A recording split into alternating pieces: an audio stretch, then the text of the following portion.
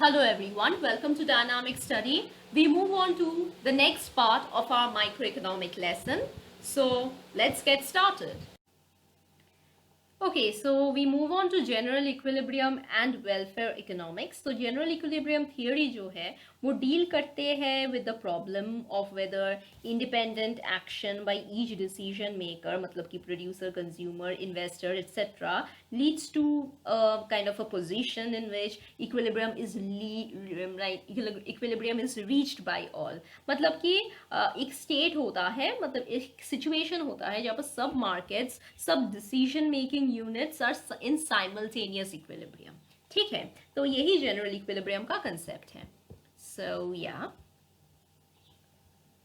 So that is what we mean by general equilibrium. So it analyzes economy as a whole rather than single markets. Okay, or it shows how supply and demand interact and tends to balance in an economy of multiple markets or balance of competing levels of supply and demand in different markets ultimately creates a price equilibrium. और ये French economist Leone walrus ने introduce किए थे in the late 19th century.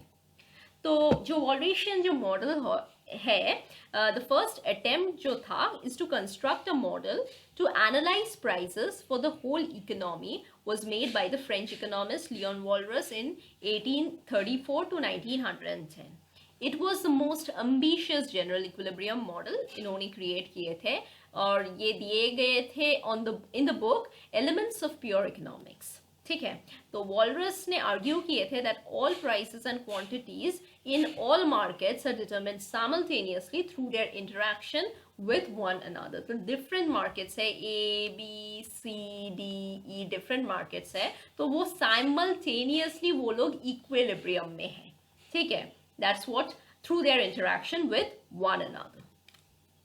तो जो assumptions है वॉलरेशियन model का, देखिए taste and habits of the consumers are given and constant and are also represented by preference curve. ठीक है, factors of production जो है वो perfectly mobile है between different occupation and places और constant returns to scale है.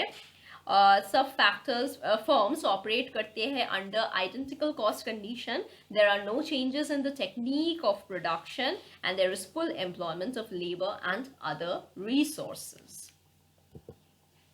Okay और बाकी के इंपॉर्टेंट जो थियोरम्स है ऑफ जनरल इक्विलिब्रियम एनालिसिस, तो पहला है एरोडेब्र्यू मॉडल जो कि सजेस्ट करता है कि अंडर certain economic assumptions में there must be a set of prices, कुछ set of prices होना चाहिए such that aggregate supply will be equal to aggregate demand for every commodity. So perfect competition and demand independence बहुत important है, ये एरोडेब्र्यू model ने suggest किए थे. Next है इनपुट आउटपुट एनालिसिस, तो वो डिफाइन करते हैं industrial inter relationship and inter dependencies in the economic system as a whole. Or the inputs of one industry are the output of another industry and so on, and their mutual relationship leads to equilibrium between supply and demand in the economy as a whole, and it was introduced by Leontief, Vasily W. Leontief in 1951. तो एक firm का जो output है वो किसी और firm का input हिसाब से काम कर सकते हैं. सो एज अ रिजल्ट ये लोग इंटरडिपेंडेंट है. और एरोडेब्र्यू ने जो कहा है कि कुछ सर्टेन इकोनॉमिक कंडीशंस है जहां पर there must be a set of prices, एक सेट ऑफ प्राइसेस होना चाहिए such that the aggregate supply और एग्रीगेट डिमांड इक्वल होना चाहिए for every commodity. That is perfect competition and demand dependence. ठीक है, तो ये बाकी के थियोरम्स है associated with general equilibrium analysis. Okay, so next है Edgeworth box and general equilibrium of exchange. तो ये जो फेमस एजवर्थ बॉक्स है, एजवर्थ बॉक्स डायग्राम कहते हैं, इसे हम कहते हैं. तो the diagram has been employed to explain the general equilibrium of distribution of two goods between two individuals. तो suppose यहाँ पर देखिए individuals A and B है और goods है X and Y, commodity X and Y, okay, और individuals A and B है. तो कैसे like how it depicts the distribution, दोनों goods कैसे distributed होते हैं between two individuals. So Edgeworth box has fixed dimensions representing the maximum available quantities of x and y to be distributed between two individuals. तो वो ऐसे dimension fix किए गए हैं एडवर्ड्स बॉक्स का कि ये पूरा बॉक्स रिप्रेजेंट करते हैं maximum level of x and y जो कि इंडिविजुअल a और b में डिस्ट्रीब्यूटेड होगा, ठीक है। और इक्विलिब्रियम कंडीशन या जनरल इक्विलिब्रियम ऑफ एक्सचेंज तब होगा जब marginal rate of substitution of individual a x and y, MRS xy of individual A is equal to MRS xy of individual B. Okay? It is further assumed that the two individuals between them will entirely consume all available quantities. So, जितना quantities है, available quantities है, the two individuals will consume them. Okay? A point in the Edgeworth box का जो point है, वो represent करता है a particular distribution pattern of two goods. Okay तो सपोज ये पॉइंट को अगर हम कंसिडर करें तो इसको हम एक particular pattern of distribution of commodity x and y between two individuals ये रिप्रेजेंट करती है, ठीक है, between the two consumers basically. So in an Edgeworth box we also draw the indifference curve of two individuals showing the scale of preference. Actually क्या है देखिए, यहाँ पर कमोडिटी ए है और कमोडिटी एक्स है और कमोडिटी वाई है, तो यहाँ पर इंडिफरेंस कर्व हम ड्रॉ कर सकते हैं x एक्सिस y एक्सिस, और यहाँ पर भी इंडिविजुअल b का x एक्सिस y एक्सिस है, ये हम लाइक वी रोटेटेड ताकि एक बॉक्स मिले हमें. तो इसका अपसाइड डाउन होगा, इसका इंडिफरेंस कर्व कुछ ऐसा अपसाइड डाउन होगा, ठीक है, fine. So basically in the above graph we measure commodity x along the x axis and y along the y axis. Okay, so the total available amount of commodity x is OA x naught. That is OA x naught. This is the total available amount of x, and that of y is OA y. ठीक है.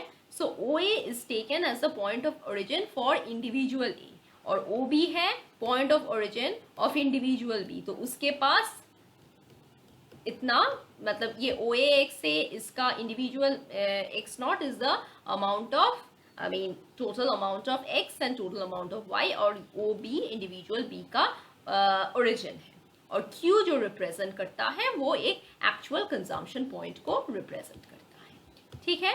So this is what Edgeworth box is. Okay.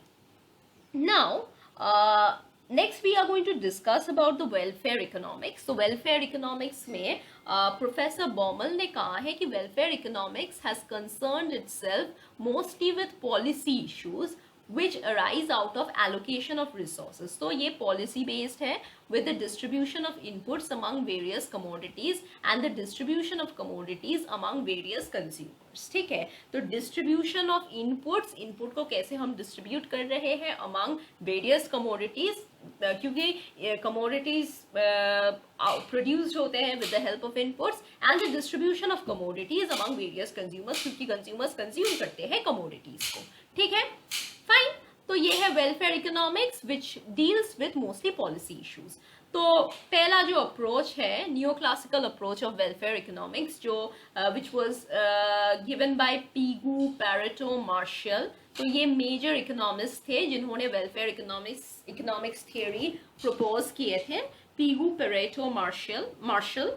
तो पिगोवियन welfare economics जो है it was first recognized work of the welfare economics, okay, that is the economics of welfare by Professor A.C. Pigou. And according to Pigou, welfare exists in the mind and conscience of a person which is formed according to his or her needs and utility. तो welfare जो होता है ये form होता है, ये exist करते हैं एक इंसान के mind और conscience में, और ये form होता है according to his or her need and utility, ठीक है, मतलब उसका यूटिलिटी और नीड्स के अनुसार वेलफेयर होता है, ठीक है, मतलब वो अगर फुलफिल हो तो या ही इज वेल ऑफ, ही और she. Thus, the extent to which a person's needs are fulfilled is primarily the base of his welfare. ठीक है, तो welfare economics का basic assumptions जो है, each person tries to fulfill his desires to maximum by spending on several goods and services There is also a belief that the contentment derived from intrapersonal and intrapersonal form is comparable. It is assumed that the rule of diminishing marginal utility of income is implemented, and it means that when income increases, then the marginal utility of income decreases. Income increase अगर होता है तो marginal utility of income decrease होता है. That is the rule of diminishing marginal utility of income is implemented. Please make sure, because you know the meanings of diminishing marginal utility and also you can apply the concept. आप खुद concept को apply कर पाओगे.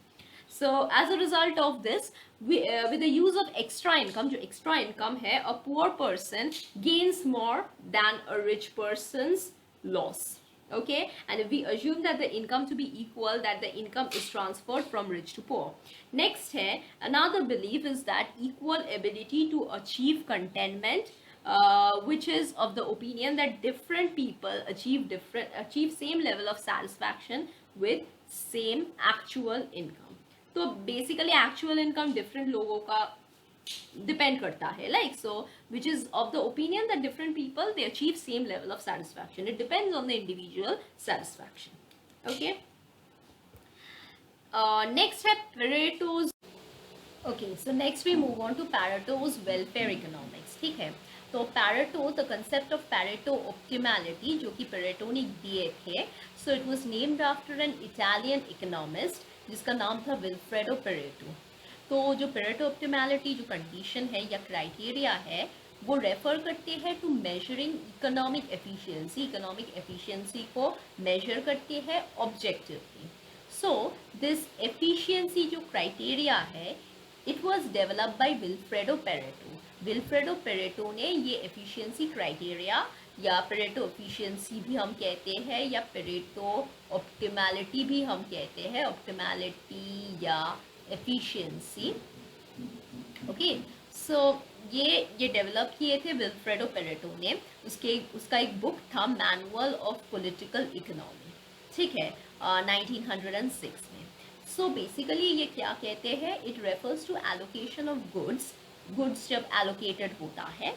Okay, तो तभी Pareto optimal होता है. जब ये एलोकेशन तभी पैरेटो ऑप्टिमल होता है when there is no possibility, remember the word no possibility of redistribution in a way where at least one individual would be better off while no other individual ends up worse off.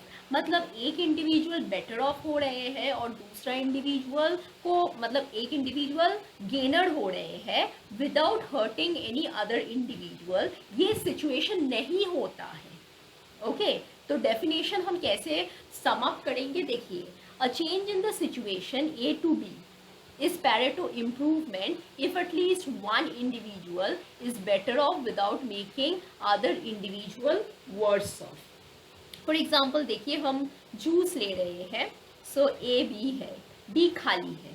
ठीक है, सो ये एक situation जब हम एक jar लेते हैं, jar में जूस जब ऐड करते हैं बी ग्लास में, तो क्या है यहाँ पर बी बेटर ऑफ हो रहे हैं without harming A. Right, fine. लेकिन जब ए और बी जूस ग्लास हम ले रहे हैं, ए में जूस है, बी में कुछ नहीं है, तो हम पूरा का पूरा जूस बी को ट्रांसफर कर रहे हैं. राइट, पूरा का पूरा जूस जब हम बी को ट्रांसफर कर रहे हैं तो तो क्या हो रहा है, ए खाली हो रहा है, एम्प्टी ग्लास हो रहा है ये ए, और बी में जूस हो रहा है. So B is becoming better off and A is becoming worse off. तो इस सिचुएशन को हम पेरेटो ऑप्टिमल कहते हैं. वो प्रीवियस सिचुएशन जो था जहाँ पर एक ग्लास में जूस था और बी एक जार से हम जूस ऐड कर रहे हैं बी में, तो ये है पेरेटो इम्प्रूवमेंट जहाँ पर B is becoming better and without harming A. तो ये है पेरेटो इम्प्रूवमेंट सिचुएशन. लेकिन ये पेरेटो इम्प्रूवमेंट का सिचुएशन जब नहीं रहता है तो इसको हम पेरेटो ऑप्टिमल कहते हैं. इसलिए B is Pareto optimal if there is no possibility of Pareto improvement. Okay, next है मार्शलियन वेलफेयर इकोनॉमिक्स. ये बेसिकली कंज्यूमर सरप्लस के ऊपर बेस्ड है. हम जानते हैं कंज्यूमर सरप्लस क्या है. तो जब कंज्यूमर सरप्लस इंक्रीज होता है तो एक इंडिविजुअल का वेलफेयर भी इंक्रीज होता है. अब हम जाते हैं न्यू वेलफेयर इकोनॉमिक्स के डिफरेंट थियरीज और क्राइटेरियाज के बारे में हम डिस्कस करेंगे। तो economist like Kaldor, Hicks, Scitovsky, इन लोगों ने एफर्ट डाली है to evaluate the changes in social welfare resulting from any economic reorganisation, या कोई पॉलिसी चेंज हो रहा है तो सोसाइटी का एक पार्ट बेनिफिट हो रहा है तो दूसरा पार्ट like losers हो रहा है. So it's kind of a like economic reorganization which harms somebody and benefits others. तो इन सब थियोरीज को हम न्यू वेलफेयर इकोनॉमिक्स में हम पॉइंट आउट करते हैं. तो पहला है compensation criteria. So it is also known as new welfare economics which has been formulated by Hicks, Kaldor and Scitovsky, and it deals with policy change with ambiguous welfare effects, saying that people benefit from it can gainfully compensate the losers, then the policy change is desirable, otherwise not. And this extension is popularly called compensation principle. मतलब जो लोग gain हो रहा है, suppose एक policy change हो रहा है, कुछ लोग गेन करता है, कुछ लोग लूजर्स होता है, तो जो लोग गेन कर रहा है वो लोग लूजर्स को कंपेंसेट कर सके, तो अभी एक पॉलिसी चेंज डिजायरेबल होता है. ओके तो हिग्स यहाँ पर कैल्डर ने जो कहा है, लाइक कैल्डर और हिग्स का ये क्राइटेरिया था, तो कैल्डर ने बेसिकली प्रपोज किए थे. लाइक सपोज एक पॉलिसी मेजर है, fine, so we have a policy measure. तो इस पॉलिसी मेजर में सोसाइटी को फॉर एग्जांपल ए सिचुएशन और बी सिचुएशन है, तो सोसाइटी को ए सिचुएशन से बी सिचुएशन ले जाती है ये पॉलिसी मेजर, ठीक है. तो जो बी सिचुएशन में है सोसाइटी का, state B of the society, like मतलब इस पॉलिसी चेंज में स्टेट बी जो है ये प्रेफरेबल है, ठीक है. ओके सो एक पॉलिसी मेजर है which takes from state A to state B, and state B of the society is preferable to state A, ठीक है. तो जो गेनर्स है, if the gainers from these policy makers, तो इस policy के द्वारा जो गेनर्स है वो लोग अगर कंपेंसेट करते हैं लूजर्स को, and still be in a better position, तो गेनर्स लूजर्स को कंपेंसेट करते हैं और स्टिल बेटर पोजीशन में रहते हैं. तो ये कैल्डर का कहना था, ठीक है. ओके और हिग्स ने जो कहा है कि एक टेस्ट उन्होंने भी इंट्रोड्यूस किए हैं जो कि रिवर्सल ऑफ कैल्डर टेस्ट था. ये कैल्डर का टेस्ट है, तो हिग्स का है reversal of Calder test. So what he did was he pointed out that any policy proposal, there are two parties, that is gainers and losers, right? We all know that. हर एक policy proposal में, तो like in the event of decision of the proposals, the loser may try all the means to forestall this, that is to keep this eventually out. मतलब losers कोशिश करेगा gainers को कि ये policy ना implement किया जाए, fine. So and this criteria Higgs propose a reversal. मतलब क्या है कि जब स्टेट बी जो है, लाइक या सिचुएशन बी या state B of the society, वो प्रेफर्ड है, it is preferred to state A, तो जो लूजर्स है from this policy change, they to say from A to B, they can't profitably bribe the gainers into not making the change. मतलब losers जो हो रहा है इस policy change में, तो वो लोग gainers को they can't profitably exploit or bribe the gainers ताकि ये policy change ना हो. तो ये हिग्स का मानना था, reversal test था, ठीक है. और स्किटॉव्स्की का जो डबल क्राइटेरिया था, इन्होंने मतलब ये रूल आउट किए गए थे, like to rule out the possibilities of contradictory results आते थे हिग्स और कैल्डर क्राइटेरिया का. तो स्किटॉव्स्की ने फॉर्मुलेट किए थे double criteria which requires fulfilment of Hicks Kaldor criteria and also the fulfilment of reversal test. तो it means that a change in an improvement if the gainers in the change situation are able to persuade the losers to accept the change. and simultaneously losers are not able to persuade the gainer to remain in the original situation. मतलब जो gain हो रहे हैं gainers है वो losers को persuade करते हैं कि ये चेंज को एक्सेप्ट कर लो, एंड साइमल्टेनियसली लूजर्स फेल होते हैं गेनर्स को एक्सप्लॉइट करने के लिए या परसुएट करने के लिए ओरिजिनल सिचुएशन में रहने में। ठीक है, तो ये है Scitovsky double criteria of welfare. Fine, next है लिटिल क्राइटेरिया। तो प्रोफेसर लिटिल ने न्यू वेलफेयर क्राइटेरिया उन्होंने इंट्रोड्यूस किए हैं जो कि बेस्ड है ऑन टू वैल्यू प्रेमाइसेस। तो Little criteria it consist of the following two value judgements, एक है पैरेटो क्राइटेरिया और दूसरा है सेटरस पैरेबस। तो पैरेटो क्राइटेरिया जो है वहाँ पर सोशल इंप्रूवमेंट हो रहा है if someone is made better off without making others worse off, और ceteris paribus जो है there is social improvement if income distribution is made better। तो इन इसका assumptions, पहला assumptions है if some allocation seems worse off for some and better off for some, कुछ allocation में कोई losers होता है कोई gainers होता है, then people who will gain, जो gain करता है वो compensate करेगा losers को। सेकेंड assumption है social welfare criteria of Little is based on individual member of the society, और थर्ड है according to Little his criteria is not sufficient but this type of decision should be activated. Okay, next है Bergson criteria. तो Bergson ने suggest किए हैं use of an explicit set of value judgments. यहाँ पर basically utility function का concept आते हैं, so in the form of social welfare function. So a social welfare function is similar to that of individuals consumers utility function। ये same है individual consumers utility function से, और ये ranking provide करते हैं, ranking of alternative states in which different individuals enjoy different utility levels. ठीक है, जैसे हम यूटिलिटी रैंक करते हैं थ्रू इंडिफरेंस कर्व वैसे ही। ठीक है, तो डिफरेंट लेवल्स में इंडिविजुअल्स एंजॉय करते हैं। तो इसका कैरेक्टरिस्टिक्स है social welfare function of Bergson depends upon interpersonal comparison के ऊपर डिपेंड करते हैं, it is not dependent upon cardinal, ये ऑर्डिनल है।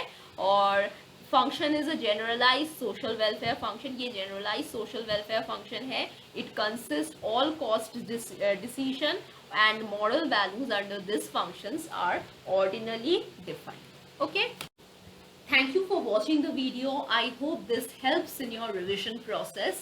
So keep watching, keep learning, and stay tuned for more videos.